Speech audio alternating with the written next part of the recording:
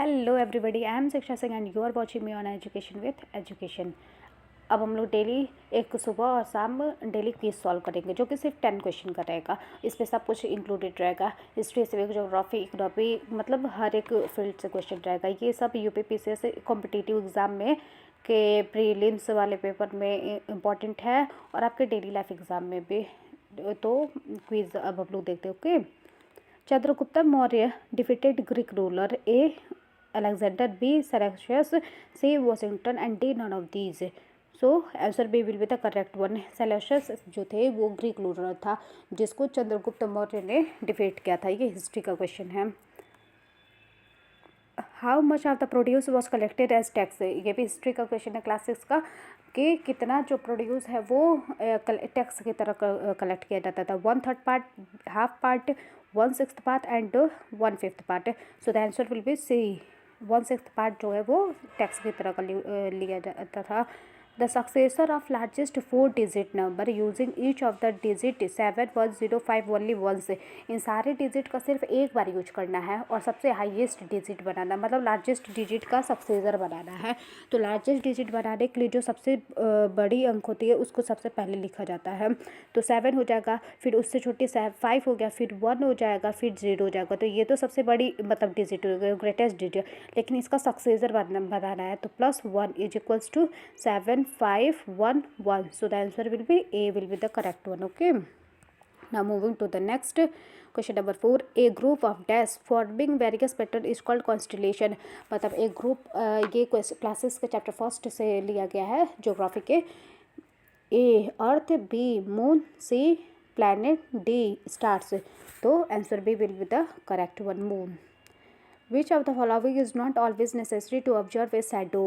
A sun, B screen, C source of light and D opaque object। मतलब क्या चीज, मतलब ऐसा है जो कि नेसेसरी नहीं है हमेशा रहने के लिए। जैसे कि ज़रूरी नहीं है कि सूर्य की परछाई जब, मतलब सूर्य जब रहे तभी हम लोग की परछाई दिखे। इवन डार्क रूम में भी तो हमारे मतलब परछाई दिखती ही है ना। तो answer A will be the correct one. Name the 2 Tamil epics composed by Ilango and Sattanar respectively. Ilango और सतनार ने कौन से 2 तमिल एपिक बनाए थे? तो A Chola and Chalukya, B Sangam and वारामिर, C Silappatikaram and Manimekalai and D Sangam and Manimekalai. So the answer C will be the correct one. जो शिलापट्टिकरम था वो इलांगो ने बनाया थी, लिखा था, और सतनार जो थे वो मणिमेकलाई वाला लिखे थे। Okay, now moving to the next. Middle stone age was called, middle stone age जो है उसको क्या कहते थे? A palaeolithic, B mesolithic, C neolithic and D none of these. तो कौन सा पीरियड को मिडिल स्टोन एज कहते थे? तो B will be the correct one. Mesolithic period जो था वो मिडिल एज पीरियड था।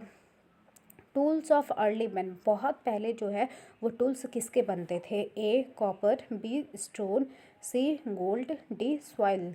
तो इन सब तो answer B will be the correct one. Stone का बनाते थे, मतलब पत्थर का लोग टूल्स बनाते थे पहले के लोग। Honey bee max honey from, honey bee जो होते हैं, मधुमक्खियाँ जो होती हैं वो मधु किससे बनाती हैं? A petals, B nectar and C pollen and D sepals. So the answer B will be the correct one. Nectar जो होता है वो फ्लावर से कलेक्ट किया जाता है और उससे हनी बी जो होते हैं हनी बनाती है। Now moving to the last question. The equator represent which degree latitude, कौन सा degree latitude? A 60, B 90, C 0 and D none of these.